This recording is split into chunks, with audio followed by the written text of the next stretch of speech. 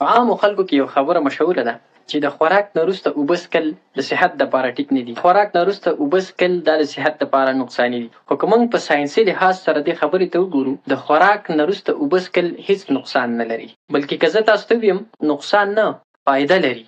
پکار دا دی چې انسان د خوراک نه وروسته اوبه وڅښي. د خوراک نه وروسته اوبه څښل د قبض او د هاضمې بلا شی مسلې ستا حل کوي. نو فایده یې شته او نقصان یې هېڅ نشته. بیا ځینې خلک دا خبره کوي چې د خوراک نه وروسته اوبه څښل اسلامي لحاظ سره ټیک نه دي.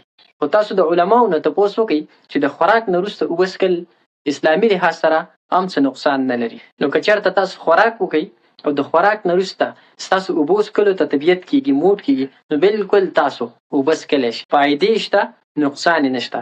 بلکې زما تاسو ته مشوره دا ده چې کله تاسو خوراک وکئ نو تاسو اوبه وڅښئ. دا یو نیچرل خبره ده چې کله انسان خوراک وکړي نو بیا یې اوبو څښلو ته زړه کېږي. نو چې تاسو خوراک وکئ او اوبو ته هم زړه کېدلو، نو بالکل تاسو اوبه څښلی شئ. د دې څه نقصان نشته، نه په ساینسي لحاظ سره او نه په دیني لحاظ سره. په ساینسي لحاظ سره هم تاسو دا سرچ کولی شئ، تاسو ته به د دې نقصان راونوځي. او په دیني اسلامي لحاظ سره هم تاسو د علماو نه تپوس کولی شئ چې د خوراک نه وروسته اوبه څښل هېڅ نقصان نه لري.